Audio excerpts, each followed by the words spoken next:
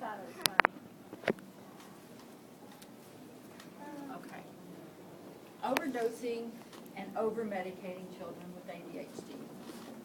According to the American Pediatric Associates, when the 1990s began, about 8 to 900,000 children across the United States were diagnosed with ADHD, and the majority of these children were not using stimulants. By the end of the 1990s, 3 to 4 million children in the U.S. were not only diagnosed with ADHD, they were using stimulants.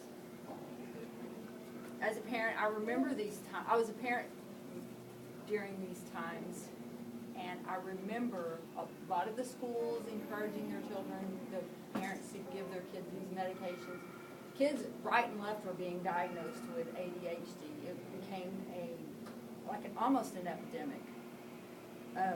Too many of these children were medicated, and too many of them were diagnosed with ADHD. Daryl Efron, Center for the Community Child Health at Royal Children's Hospital in Australia, stated in a paper for the Journal for Pediatric and Child Health that the assertion that the psychotropic medications were used discriminately or inappropriately by some doctors is not new. He was clearly against this practice and went so far as to say that the drug diverts energy and attention away from the real problem. This tells me that the problems could have probably been prevented by something else, or could have been diagnosed or taken care of by something else. It could have been the child's diet. It could have been lack of attention at home. There's a number of things that could have been causing these problems, but the physicians and schools were just automatically diagnosing them with ADHD and medicating them with psychotic and really some bad drugs. According to Rick Mays and Jennifer Urkelwater, a paper written for the American Pediatric Association, this is the reason that this became a big epidemic, and this is something we should all be angry about. The massive and rapid increase in the number of U.S. children diagnosed with ADHD and using stimulants stem primarily from a confluence of trends, economic, educational, and political, and an alignment in the pharmaceutical industry, and the sizable growth in the scientific knowledge about ADHD.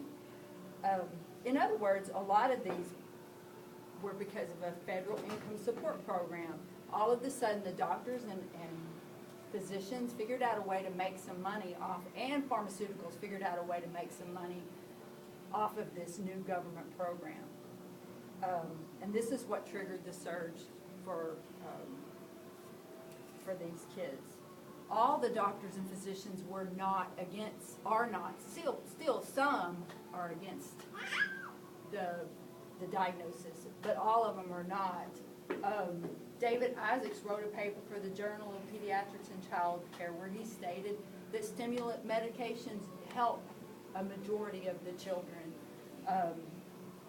But I remember cases like I had a friend who gave her son, who was really hyper and who was really out of control, gave her son medications, and it did seem to help him, but only a short term. Also had a case where I knew someone who was hospitalized, their child was hospitalized for it, and he was actually traumatized over the whole situation. In a CNN Health article, they said, we know that these drugs are effective and safe, and there's been some large government-funded studies that have established this. This is another indication that this was done primarily to make money. So our children were medicated in the 90s, and it's still happening, just to make money. The questions are we over-medicating our children? And if we are, who's going to take the responsibility when our children were wrongly labeled and now they have a mental disorder because of it? I do believe that ADHD can be a problem, but I believe that it's been looked at the wrong way, and that we all need to look at it and take really close care when our children are being diagnosed by doctors and make sure that it's the correct. I also have this picture of this is a child that obviously is in distress, and several statistics below, which says a classroom with 30 students will have ADHD. Between 1 and 3 children will have ADHD. Boys are diagnosed with ADHD 3 times more often than girls. 75% of the boys with ADD and ADHD have hyperactivity. How did they get these statistics?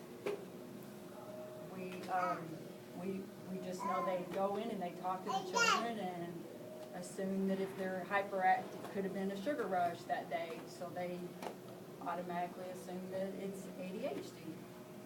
Thank y'all very much. I appreciate it.